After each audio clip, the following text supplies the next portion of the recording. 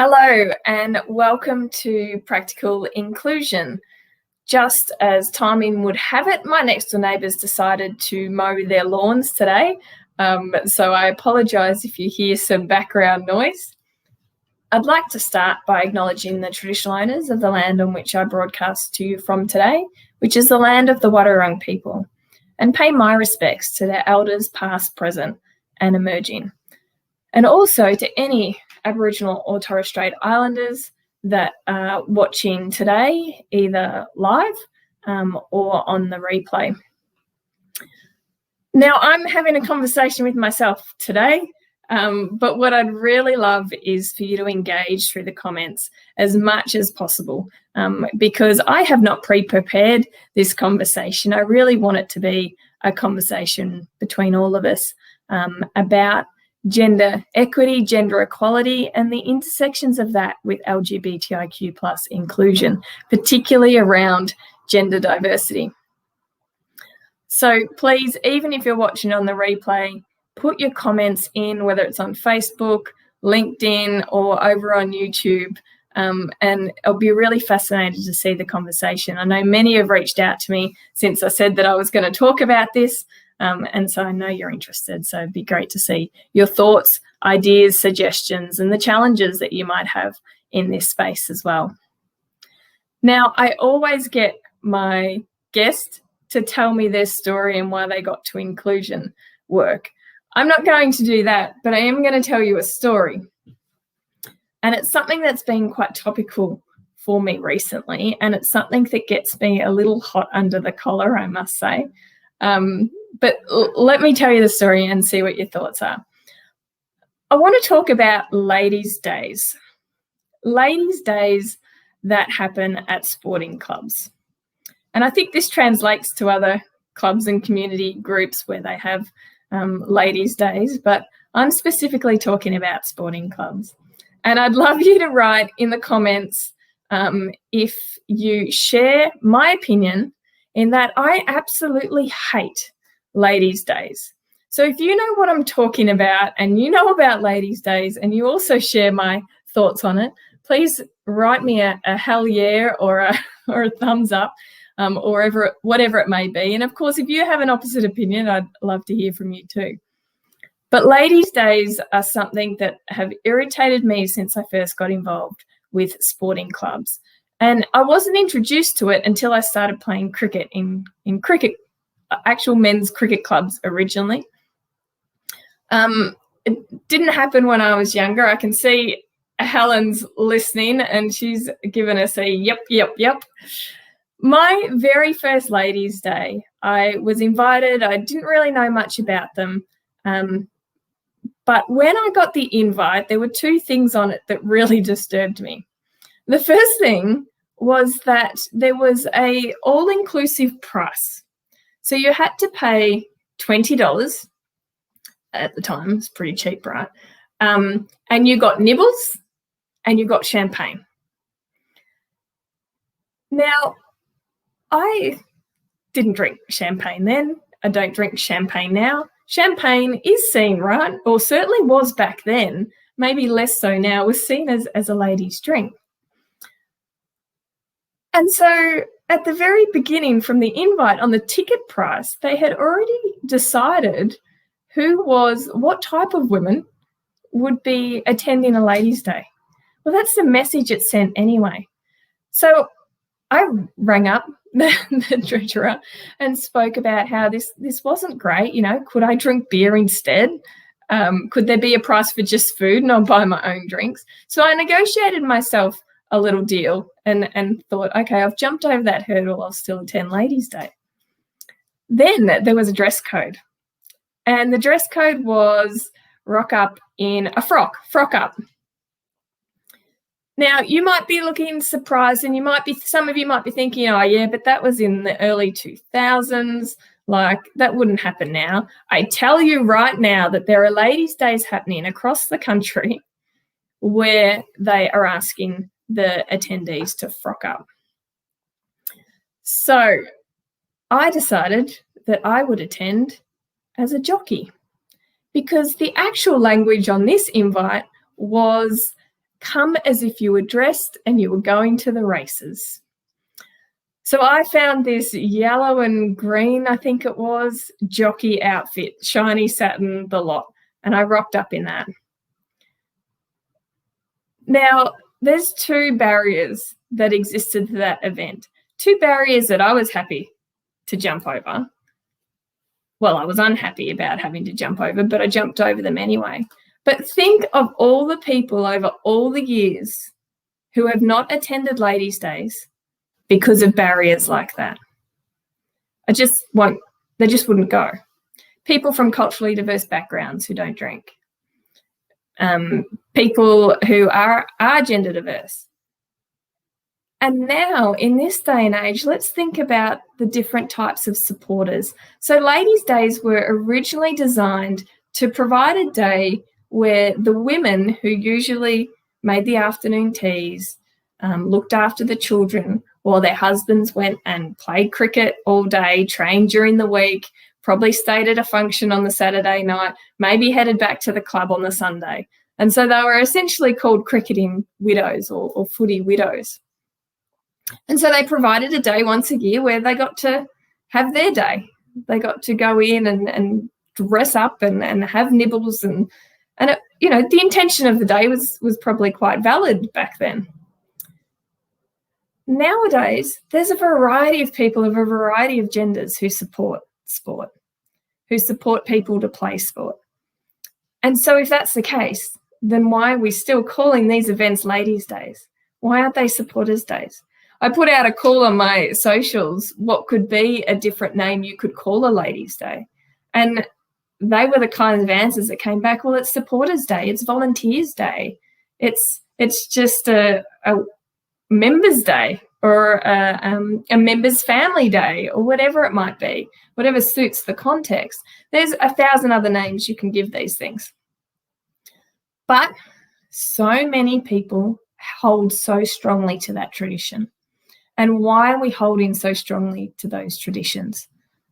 That would be the question that I am constantly asking, and it completely surprises me that people don't then stop and think and go, yeah, hang on, maybe that's not the right call. Regardless, there are still Ladies' Days. I've decided I will not attend another Ladies' Day. I won't attend another Ladies' Day because I'm not a lady. I've never been a lady. I've had lots of conversations recently about this term lady. When somebody calls me a lady, it actually makes me feel a bit ill inside. I hate it. It makes my skin crawl. And if you're of that same, if you get the same feeling from being called a lady, then please comment on that for me as well, and maybe tell a story if you have one. The term lady, it describes a particular type of woman. And there are many women who would feel totally comfortable and at home with that term because it describes them. For many of us, it does not describe us at all. For so many women and non-binary people who just constantly get misgendered, it doesn't describe us. It doesn't include us. Somebody said to me once that anybody's welcome to Ladies' Day. No. Everybody's welcome to Ladies' Day when it's not called Ladies' Day because language is important and language matters. Thanks, Helen, for commenting. Ladies' Day implies it is for feminine cis women to sit and drink champagne with friends. That's all fine, but isn't catering to me. It's not inclusive. And that sums it up. You've done it right there in a great couple of sentences. It's not an inclusive event. What other events, and I guess this is my challenge to people, is what other events are you holding that perhaps are being non-inclusive? Now, this is a real obvious example, Ladies' Day, but there are plenty of other examples, and I'd love to hear some things in the comments if you have some other examples of where the language of the day doesn't match the intention of the day and is therefore excluding people, or whether the event itself just hasn't been designed to include others, people that don't fit that majority. Thanks, Danielle. Another Clonard graduate. I know many of you engaged with my post on Clonard last week. hate it. Lady is gendered and classes. Also hate champagne. Yes, totally, Danielle. And the feeling, and I'm sure, you know, you've had similar feelings. You're in a space that is meant to be for you because people assume that you fit in that space, but you spend the whole day feeling totally out of place. You can't sit and enjoy because everything is set up for a particular type of person, and you're not that. We can do so much better than that. Thanks for your comment, Danielle. All right, so that's my story about Ladies' Day. I want to move on now and talk a little bit about the intersections of gender equality, gender equity, and LGBTI inclusion work.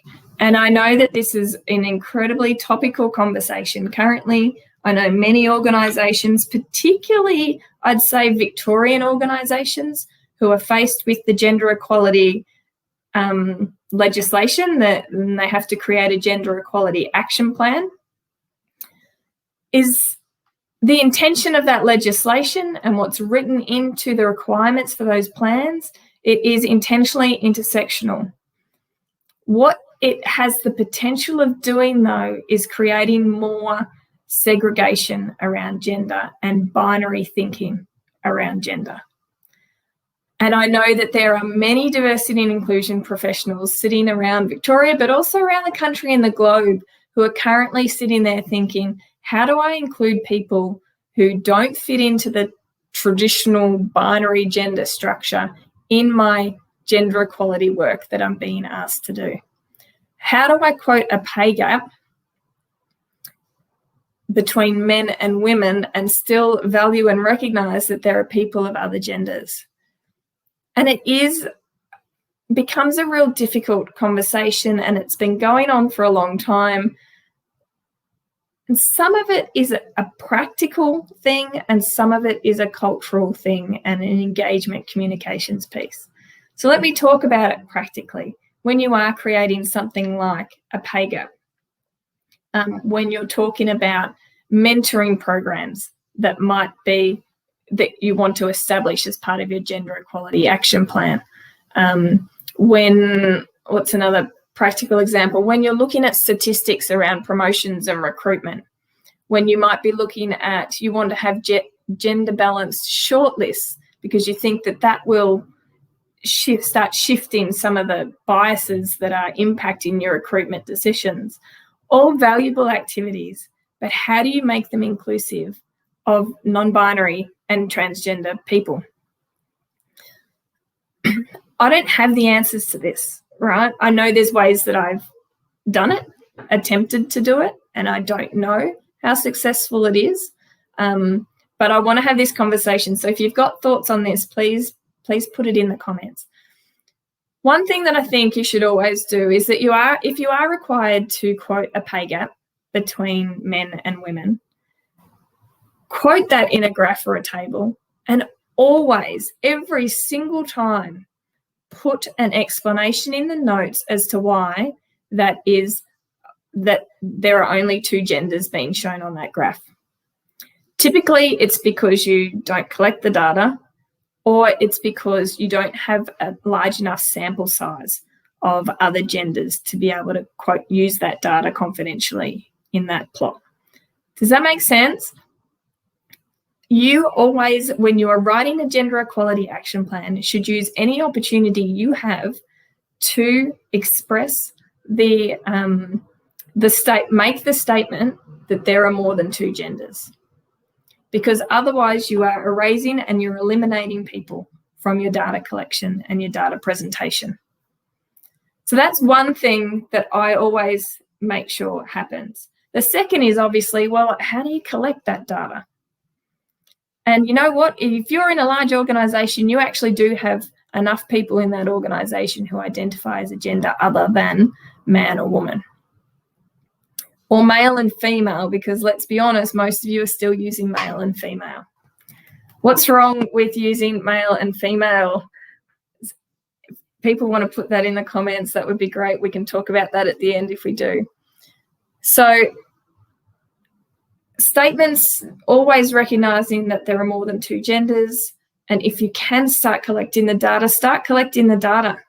I know there's so many public service organisations in Victoria right now thinking, how do we present this intersectional data that they're asking us to do? It's interesting the way they've done it. They've tagged it on at the end that the data should be intersectional and that you need to be looking at other markers like, do people have disability? Are they from diverse cultural backgrounds? Age, a whole range of other indicators that they're asking you to collect. But I know most organisations that I'm working with aren't collecting that data, wouldn't know how to collect that data, and are actually quite confused about whether they should or not. You need to be talking about that now, because you are going to need to start collecting that data, and it's not a simple process.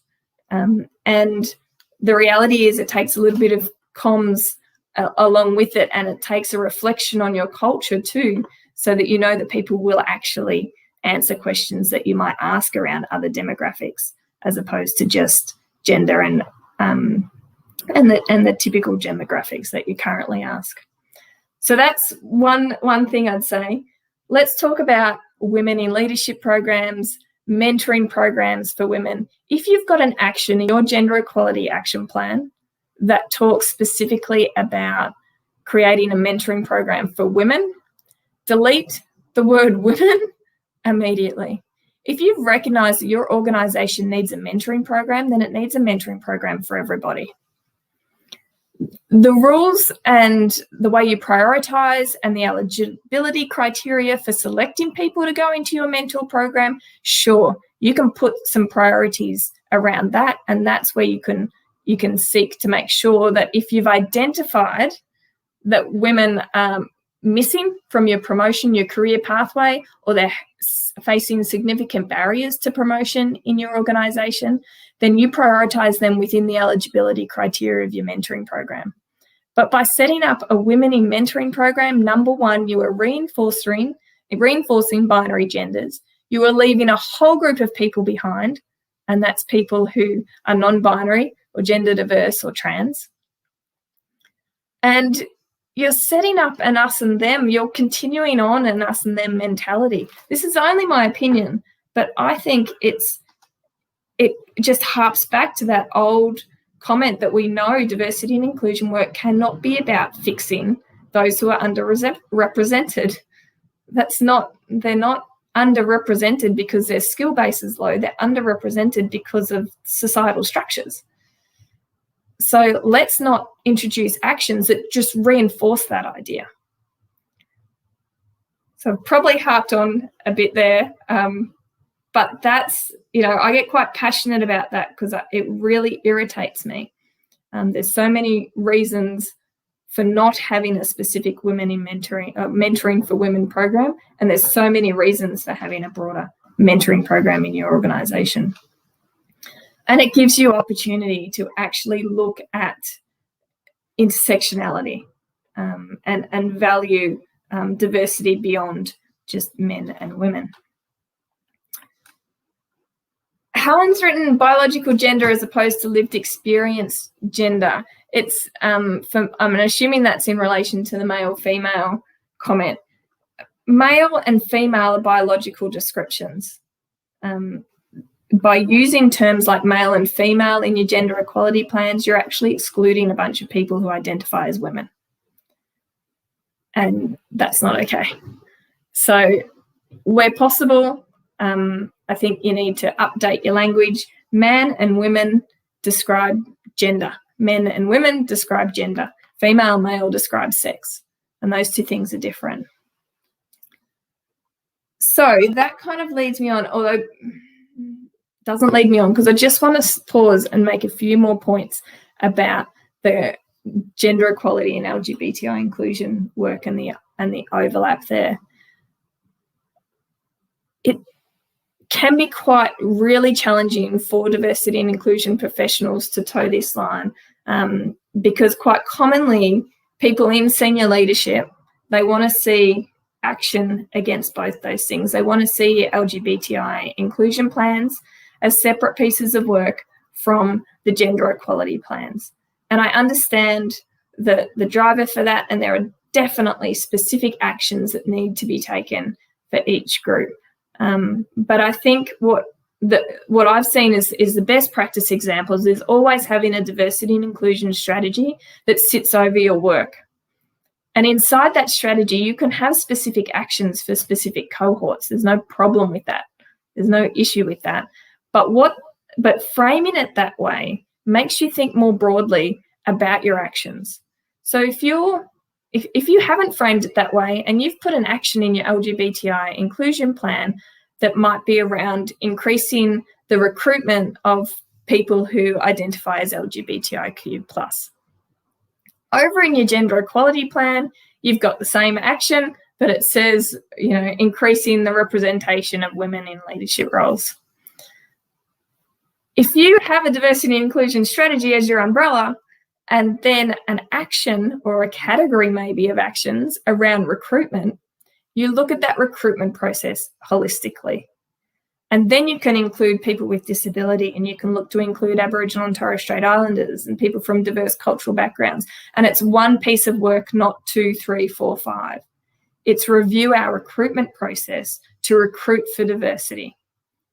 And you use your intersectional lens to make sure that review encapsulates the whole diversity and inclusion objectives that you have. It's not rocket science. I'm not telling you anything most of you don't know, but I just think that's the kind of message we need to be conveying to leadership, that having a diversity and inclusion strategy will create more efficiency, uses less resource, and much, much better outcomes for everybody. And stops that segregation that we keep seeing of equity cohorts and silos. We're more than just one aspect of our identity. Now, I know some of you have been tuning in because you've been wanting to hear me talk about my pronouns, and I guess the complexity of being born and raised as a girl, living in society as a woman. And for many of us, and I know it's many of us because I'm seeing so many across LinkedIn and other media platforms and people who are reaching out to me, for many of us, we're now feeling that maybe that doesn't fit for us, or that it fits sometimes and in some ways, but at other times and in other ways it really doesn't fit.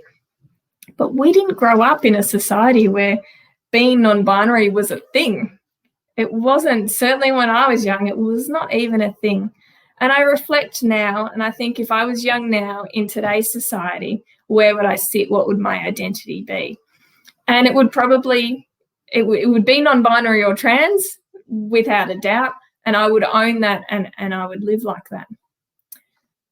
There's complexity, though, when you come to these realizations later in life, because I've lived life as a woman.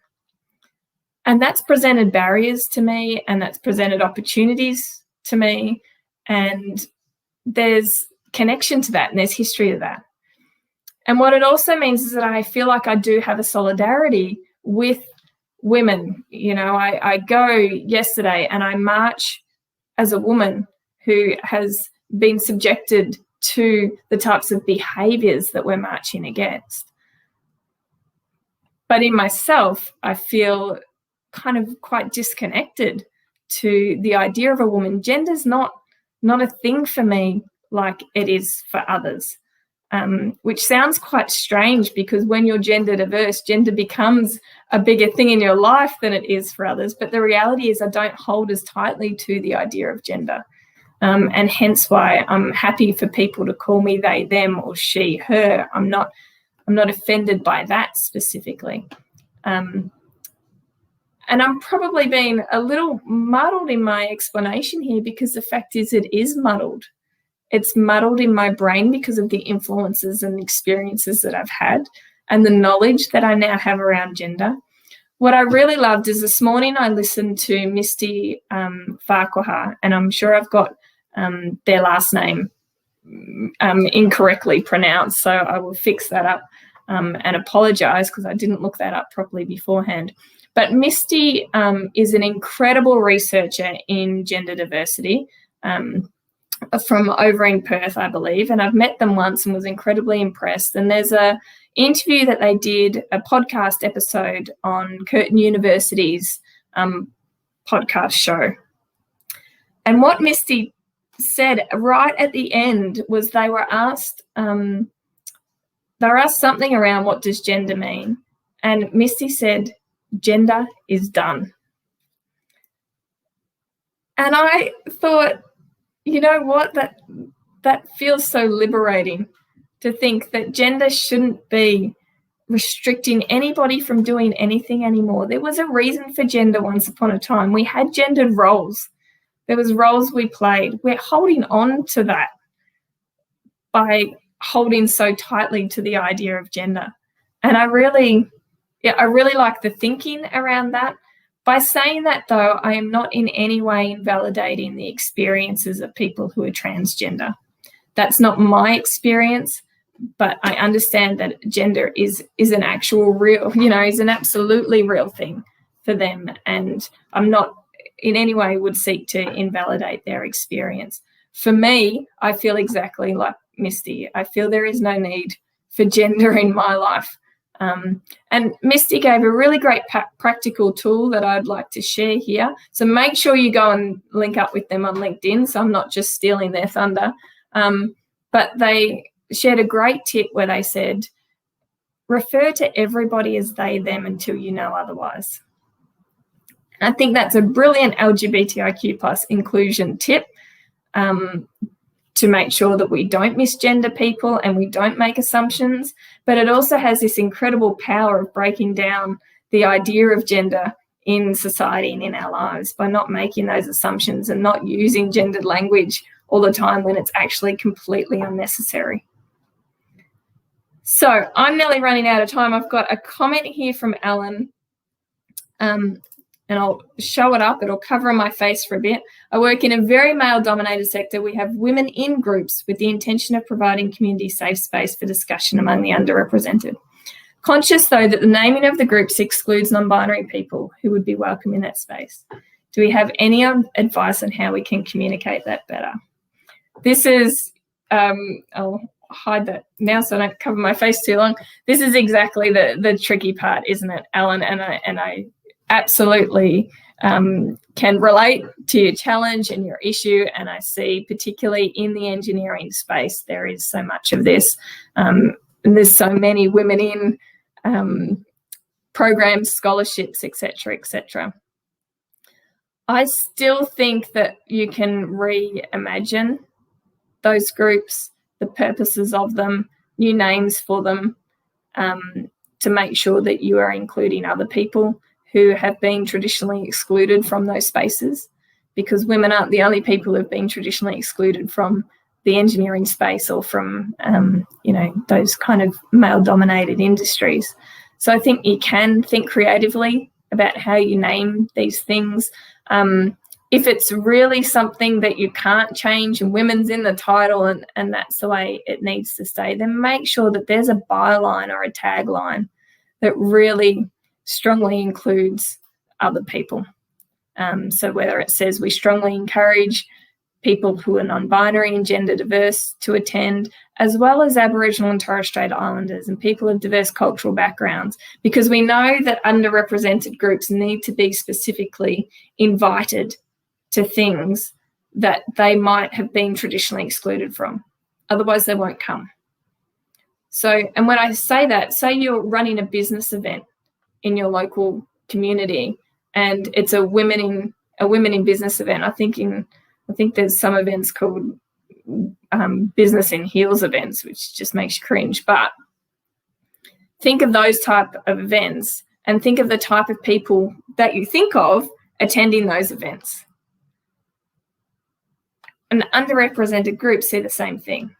They see that I'm not welcome there. They see that it will be women in heels, in business suits, long blonde hair, perhaps lipstick, drinking their champagne. How do you make those things inclusive of more people? And that's by specifically calling them out and encouraging them to attend, watching your imagery, how you advertise those events. So think more broadly about how you create inclusion in that space. where the event's held, that type of thing. But when they're programs and it's a women in engineering group, I get the need for it, but just think around the language and think how you can expand that language. I'm not sure if it helps, Alan, because as I said, I really don't have concrete answers for this. I think every case we need to look at quite individually, and bringing our creative friends who can come up with, inclusive, great ideas to rename some of these things and really create that space of inclusion. Now, thank you so much for engaging in this conversation, and I know there'll be plenty of comments running forward as this replays throughout the day. So I look forward to reading all of them. For those of you who want to hear a bit more from me, Ainsley, who I think is probably tuning in today, and I give delivering an inclusive design seminar as part of Geelong Design Week on Thursday, and I believe there's still tickets available for that. It's free, so you can tune in and listen to a bit more of me bang on about stuff. And also, you saw me completely flood your screens with information about my inclusive leadership course. It has just kicked off, but there are still spaces and time available to get in. So if you want to join in and join the current crew, which I'm blown away by, there's some amazing people. And don't count yourself out of this course either. I think I have probably misrepresented it by using the name inclusive leadership. And I haven't misrepresented it, but unfortunately, I'm diving into imposter syndrome. And many of you are sitting there going, well, I'm not a leader. I don't belong in that course. And that's simply not true. My definition of inclusive leadership is that regardless of where you are in a role, in a workplace, in the community, you need to be an inclusive leader. And this course empowers you to do that. So I hope to see a few more sign up and join in because we're going to have a lot of fun. Thanks for tuning in, and I will catch you next week.